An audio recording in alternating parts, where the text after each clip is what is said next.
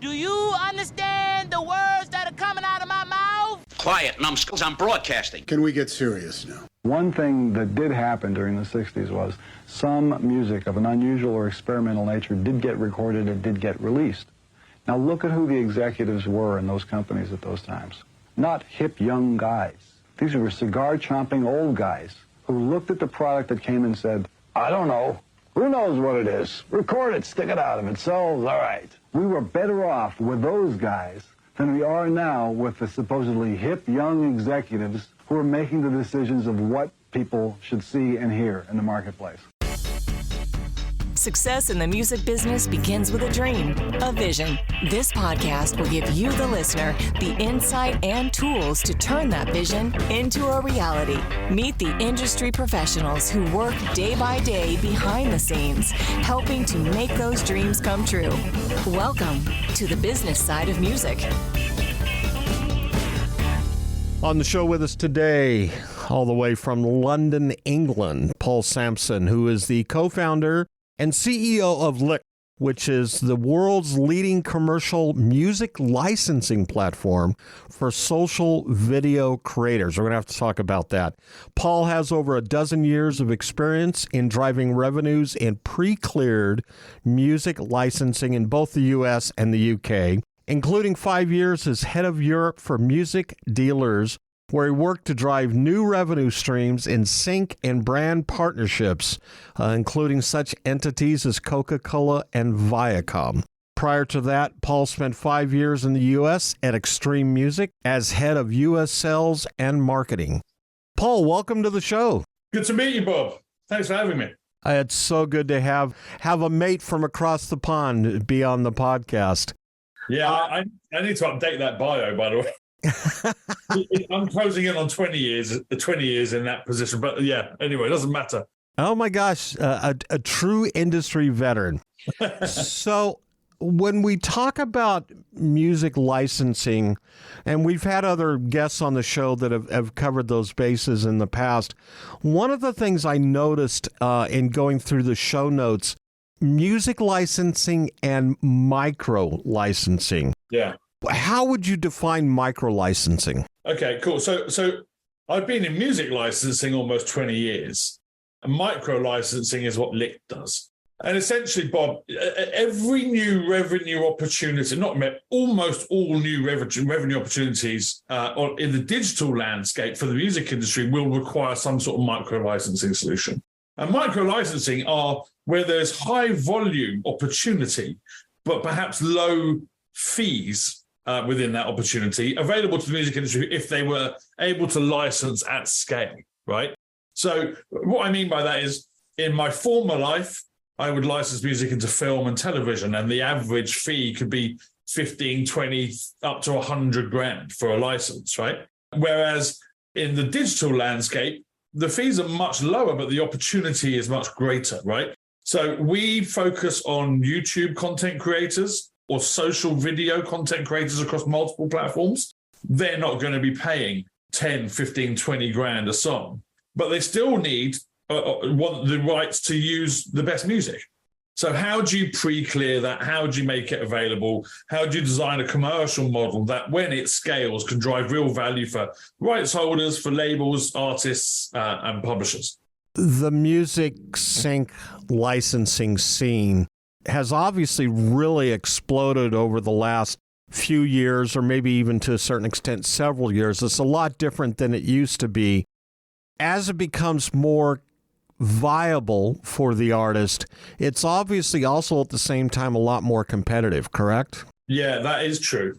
That is true. And especially because music's being discovered in different ways, right? Through the emergence of DSPs and streaming platforms. You know, it's a lot harder to get discovered, but there's a lot more music in the middle class, if you like, right? That has an audience, and so it's harder to get heard. I think, Bob, perhaps the better way to describe it is, I licensed into film, TV, and advertising in my previous life, right? And then and those are just big production companies. But all the resources of big production companies about 8-9 years ago got democratized to the home phone, the laptop, the mobile, and your home computer. The only resource that didn't get democratized alongside it was the music piece. So suddenly you had the fastest growing production sector in the world, right? YouTube today has 60 million active channels. How many? 60 million active channels. Wow. At any given point, somewhere between 4 and 6 million of those have 1,000 subscribers or more.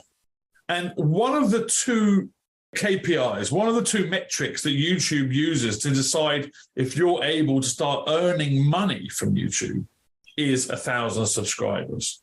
So at any given point in time, somewhere between 2 and 6 million of those 60 million channels are earning money. Now, if I went to the music industry and said, hey, I've got 6 million sync opportunities for you every week, then that's the opportunity available to them. And at some point, Facebook, TikTok, I mean, they're all piloting monetization programs, and they're going to create that same issue, that same opportunity. So at the moment, what happens on YouTube, and forget the 6 million, let's go back to the 60 million. You and I can use any song we want in our video. But if we were earning money from YouTube, using a famous song would lose us all of our income. Now, I don't know about you, but I'm not going to work all week and plan my video, shoot it, right, edit it for hours, and then send my paycheck to Sony or Warner or Universal or BMG. I'm not going to do it. And what happened was the biggest creators in the world avoided commercial music like the plague. So YouTube has this audio recognition software called Content ID. Think of it as like an in-house Shazam. It's there to identify copyright. And so when it hears a famous song, it presumes you've infringed copyright. Why? Because there's nowhere in the world for you to get all the rights necessary cleared for you to use the song. Does that make sense? Yeah, it does. So what I did was said, well, hang on, if you build Spotify for creators, a platform where you can find the world's music, audition it, but then the added functionality, the difference between Licked and Spotify is that you can legally clear the rights for use against picture and then download it and pay for it legally and get your contract like digitally. Then you can use the song in your video. The next bit of magic is we built a piece of software that interacts with YouTube. And it tells YouTube, hang on, of all the infringements on your platform, this one is legally licensed. So don't punish the video creator by taking their revenue away. It's not an infringement. And so the unintended consequence of the music industry wanted better control and visibility over the infringement of its copyright on these social platforms were these audio recognition softwares. And the unintended consequence was that they created a vacuum where the real influential audience that had 90% plus of all the views on YouTube were avoiding their music like the plague. And that is counterproductive. So even though the music industry earns, 6, 7, 9, 8-figure checks from YouTube, the real influence is at the very top end of the market. Those are the people that have the big audiences and have Gen Z and millennial audiences. And if you want to break music or get more visibility and reinvigorate catalog, like we've seen with Fleetwood Mac on TikTok, right, then you need to be enabling them to work collaboratively with your music. And that's essentially what Licked provided. Does this work also beyond the established artists, the legacy artists, the major artists? Will this same formula work for an up-and-coming independent artist? Absolutely. Absolutely. I mean, the key is about discoverability, right? Right. Look, what happens when we built this software, Bob, that was able to inform YouTube of the legal use of a song versus the presumed illegal use of a song? I went to the music industry expecting them to hold me aloft their shoulders like the hero I was for enabling this newfound land for them. And that was really naive of me, because what they did was resist me like they do all innovation. So you go as far back as the CD and the tape, and they resisted, and radio play. Back, there's something called needle time back in the 50s that, labels stopped radio from playing more than 30 seconds of a song in case it negatively impacted sales, right? So they resisted me as well. But today there were 10,000 labels and publishers signed to Licked and over 1.3 million songs already live on the platform, another 5.5 million waiting to go live. So our goal is to get every song in the world available on Licked. I don't see why big business can license any song it wants, but individuals can't honor or exercise their fandom and help remunerate their favorite artists by just putting them in their video. So until we got the majors, and that's been the last few years, exclusively we had DIY artists through distributors or indie labels or, mid-level indie labels. When we talk about Licked versus Spotify, it really is two completely separate animals, though, correct? Correct. Spotify is more of an end user, I would assume is maybe the way to put it, where Licked is, for lack of better terms, is a clearinghouse for the creative person. Correct. Yes, that's right. But today, Bob, 29% of teens in the US cite being a YouTuber as their chosen profession or their intended profession. This isn't going anywhere. 4 years ago, we didn't know what TikTok was, or 5 years ago, right? Now it's the biggest social platform in the world. Someone's getting funded in Silicon Valley right now that with the next big thing that we don't know about that will take the world by storm in the next few years. And it's going to require a micro licensing solution. One of the problems, the reasons the labels can't do this themselves or the publishers can't do it themselves is that the labels don't know who publishes their music and the publishers don't know who owns their masters. And the copyrights change hands so often. So if I'm an individual creator and I'm a fan of an artist, I might be able to track down who the label is. And then I might go and see if I can get a quote from them. By the time their sync team or their lawyer has responded to me or given me a quote, A, it's going to be way out of my league. B, that label is going to be in negative equity by the time I agree a fee with them. And then they send me off into the ether to try and work out who the other rights holders are and hopefully track them down and hopefully get a response from 5 or 6 multinational, multi-billion-dollar companies about my $50, $100, $500 potential license. So that's why it needed pre-clearance, right? And we do a lot of work to match the publishing to the master to make sure that we've got all the rights in place and then the technical protection through the software on YouTube to make sure that they have a really seamless experience. On the show with us today, all the way from London, England, Paul Sampson, who is the co-founder and CEO of Licked. Hey, it's Chris Czynszak with Decibel Geek and Rockin' Pod Expo, and you're listening to The Business Side of Music. You're listening to The Business Side of Music.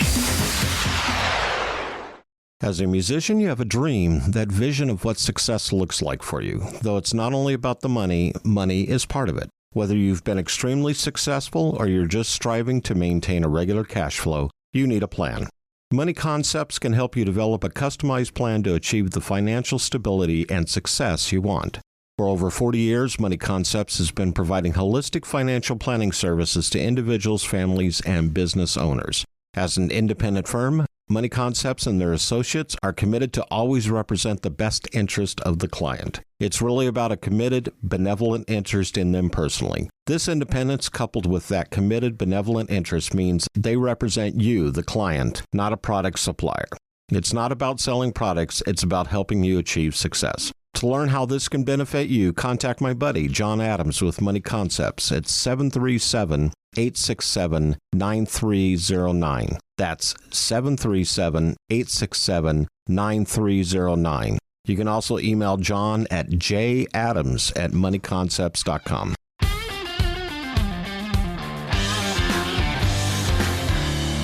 Hey, this is Jack Sharkey, host of Between the Notes. Take a break from all the turmoil in the world and join us each week as we explore the magic, mystery, and beauty of music. Between the Notes, a podcast dedicated to everything music, available everywhere you get your podcasts.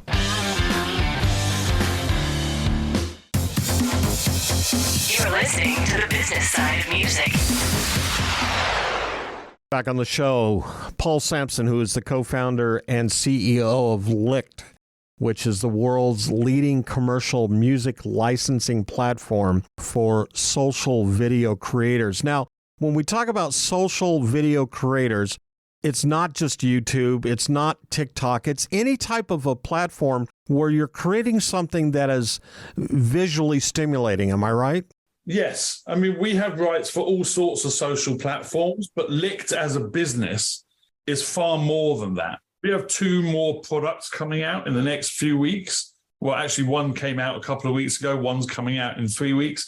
Licked is a micro-licensing music solutions company. Like I mentioned, if you look at the future of the music industry, it's almost exclusively digital if you're not talking about live. And so all of those digital opportunities, most of them are going to require automation. Most of them will require a micro-licensing solution, and all of them will require a tech build. The one thing that the music industry doesn't have a history of is working collaboratively, right? All the solutions that have pushed the industry on, whether it's iTunes or Spotify, whatever it might be, they've all been third-party tech builds because it takes an agnostic partner to wrangle all of those, to herd all of those cats together and then match the music, the data, and then create the commercial play. And Licked is positioned as a business that can continue to identify those opportunities, is skilled at building the technology to deliver on them, and understanding the commercial models that will bring on side all the stakeholders required. So Licked.co is the social video creators platform, right? That's the one that's out in the field. It's mature. It's got 10,000 labels and publishers signed. In February, we launched a background music player for the metaverse. And that's a perfect example of what I'm talking about, Bob, right? The music industry looks at how it can provide more revenues for its artists and songwriters and so on. Well, everyone's looking at the metaverse. We know there was a gold rush to the metaverse, right?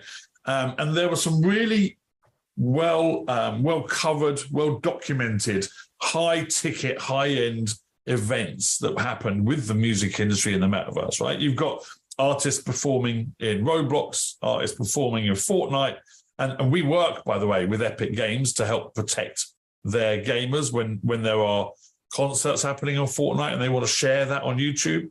And then you've got people like Snoop dropping NFTs and doing $40 million in 3 days. Great. Good for all of them. I think these are really worthwhile and valuable things to do, but they're not scalable. How many artists perform in Fortnite or Roblox? How many artists can generate $40 million from an NFT drop? We're talking about the top 0.5% of all artists and songwriters in the world. So we looked at it and said, well, what's the scalable opportunity here? Well, in the open metaverse, you've got lots of multi-billion-dollar corporations trying to recreate the high street in their own image. So you've got things like the Sandbox and Decentraland and Somnium Space, all these open metaverse platforms where I can go virtually and I can walk down the street and enter a venue. If I want to build there, I can buy a plot of land and open a casino. Well, if I go to a bar in the real world or a casino or a shop, there's music playing in the background. And the background music industry in the physical world is a $3 billion business, right? Well, the scalable opportunity is to make background music available to virtual venues.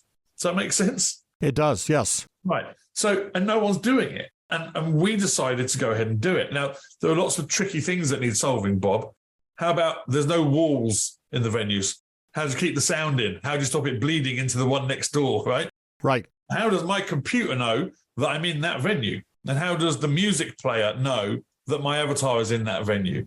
When I say that's what Lick does, we built a player that can read vectors and coordinates of venues in the metaverse that tracks the heartbeat of avatars to know when you're in or outside of a specific venue, and then delivers the playlist selected by that venue to your device as if you were there in the real world. And we created a commercial model and we signed rights holders and said, this is your scalable opportunity. How many of your artists are going to perform in Fortnite? How many of them can make 40 million dropping NFTs tomorrow? But this is a massive opportunity to double, if not triple, the size of the background music vertical within the music industry. What you're describing is mind-numbing, to say the least.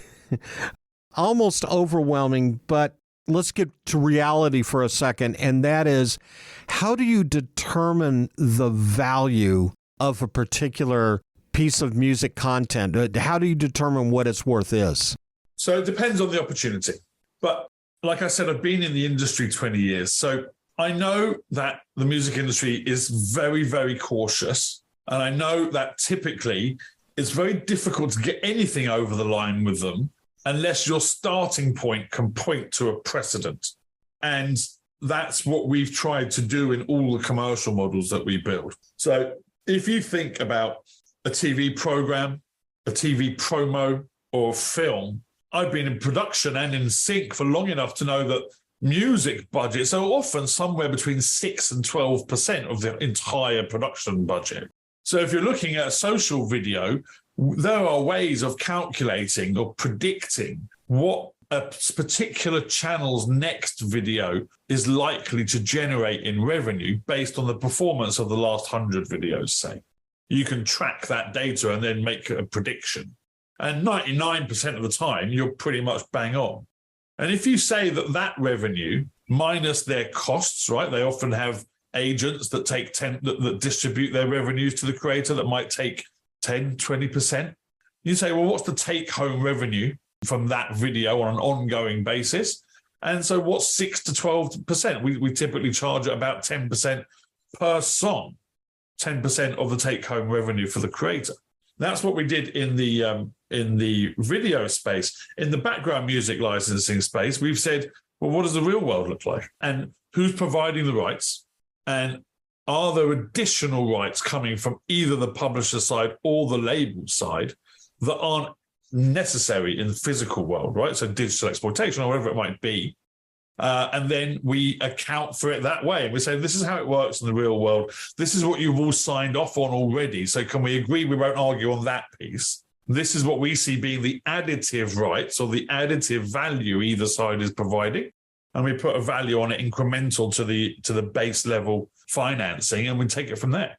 When we talk about sync licensing for a film, and as you said earlier, there's a certain percentage in that production budget of a film or a television show or a commercial that's allocated for the licensing of music. When we talk about something that is on a social video platform, once again, YouTube or TikTok or any of those other outlets, who pays for that fee? Who pays for the rights to use that piece of song, that piece of material? There's two answers to that, right? All of the platforms have a direct license for music with the music industry, but it's for what's considered UGC. And largely, it's accepted that that is some sort of infringement. So take YouTube, right? Like I said, you and I can put up a video tomorrow and we can use any song we want. We will get a copyright claim. That's what they're called, copyright claims. Our video will be flagged as having infringed copyright, okay? But you and I aren't eligible to earn money anyway. But that doesn't mean the video is not earning YouTube money. So the deal, say these platforms have with the music industry is where a video earns money and your music was included, will pay out X under this license we've got for UGC based around infringement. Does that make sense? Yeah, so far. The problem comes when you say to creators, hang on a minute, you can now start earning. Because now you're saying it's an infringement, but it's a commercial use.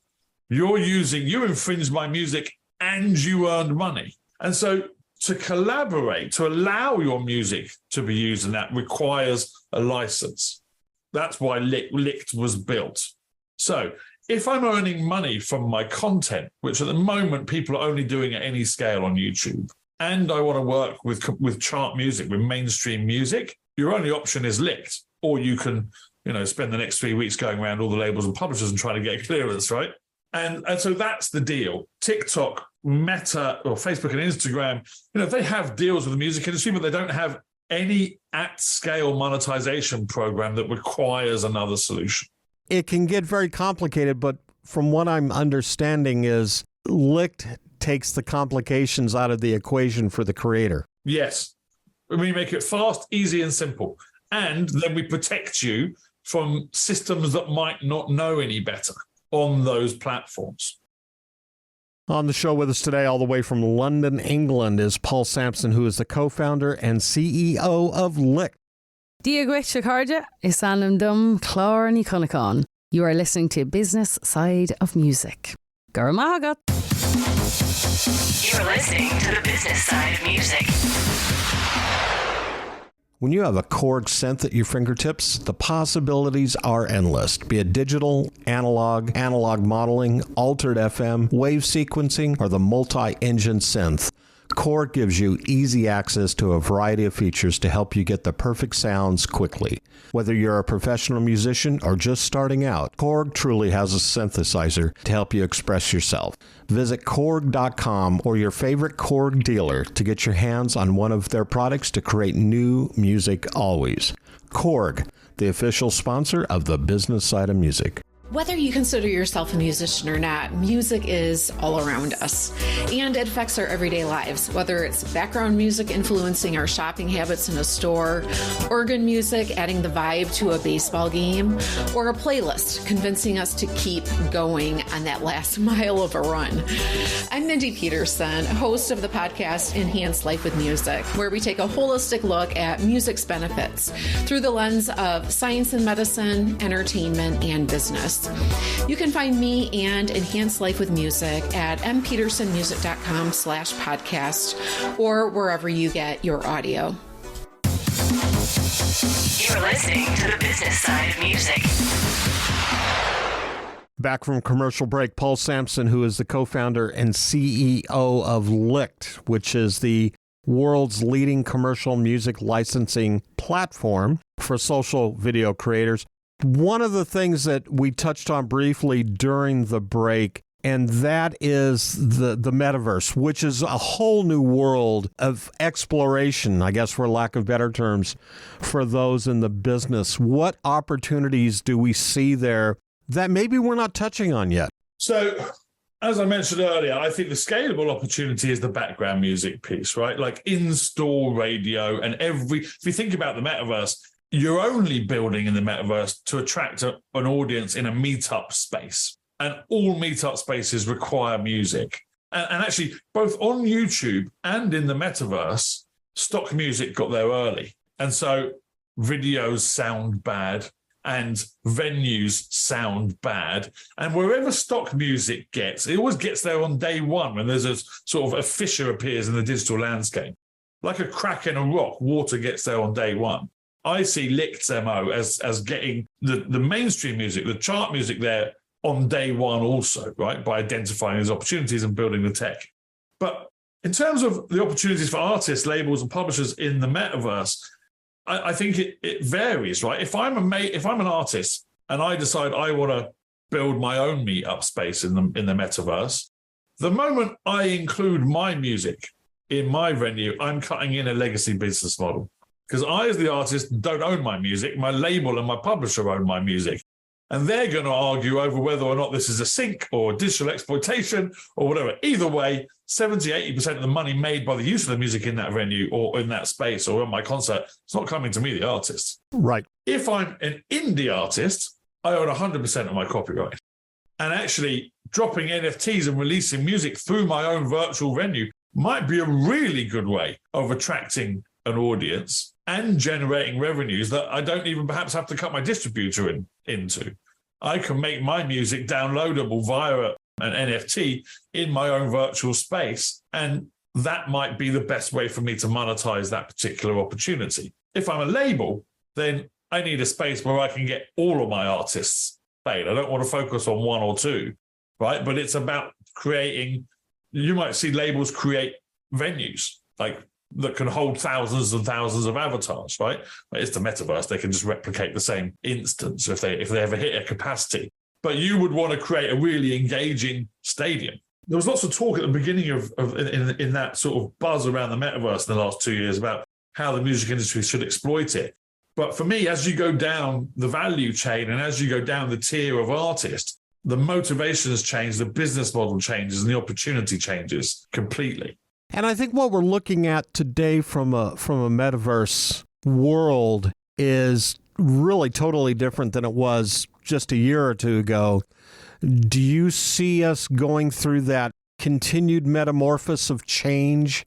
Is this going to become something bigger and better? The metaverse? Yes. look, undoubtedly it'll be bigger and better. I think what we'll see is a sort of a Darwinian evolution of the space. There are multiple bets being made right now, and I don't think all of them can survive. Right. At the moment, the numbers just aren't there. The audiences aren't there at scale. But Bob, your listeners can't see this, but you and I are in the metaverse right now because you're in my living room in London, and yet you're not, right? Zoom is right on the periphery of being on the metaverse. There are uses of the metaverse that would be directly functional.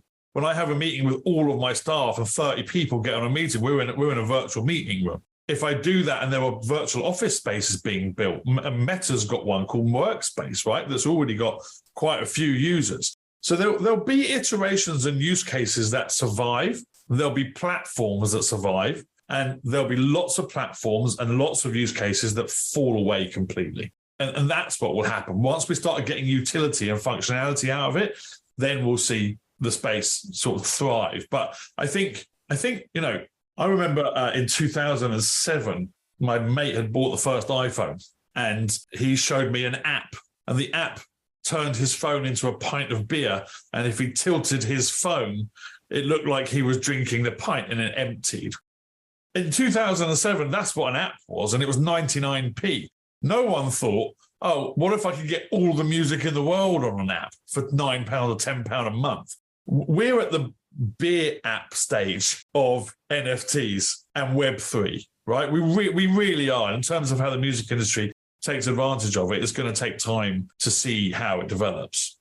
That is actually an excellent analogy of where things are in the metaverse. The independent artist, the creator that wants to get involved with your company, how do they go about reaching you? So because we have this tech that works with YouTube's Content ID, and Content ID, rights holder by rights holder, is managed by a distributor, we can only accept music if it comes from a distributor or a label that manages their own deliveries. Right, they have to integrate our software. So if you're with one of the DIY distributors or one of the more reputable distributors, then you just lobby them, if they're not already signed and delivering to Licht, to sort of wake up, smell the coffee, and drag them into the 21st century and tell them to come and sign a deal with Licht like the other masses have. Paul, thank you so much for your time. I truly appreciate it. You're very welcome, Bob. Thank you so much. Nice to meet you. The Business Side of Music is the creation of Tom Sabella and Tracy Snow and is produced by Bob Bender. The Business Side of Music is recorded at Music Dog Studios in Nashville, Tennessee. Production sound designed by Keith Stark. Voiceover and promo by Lisa Busan.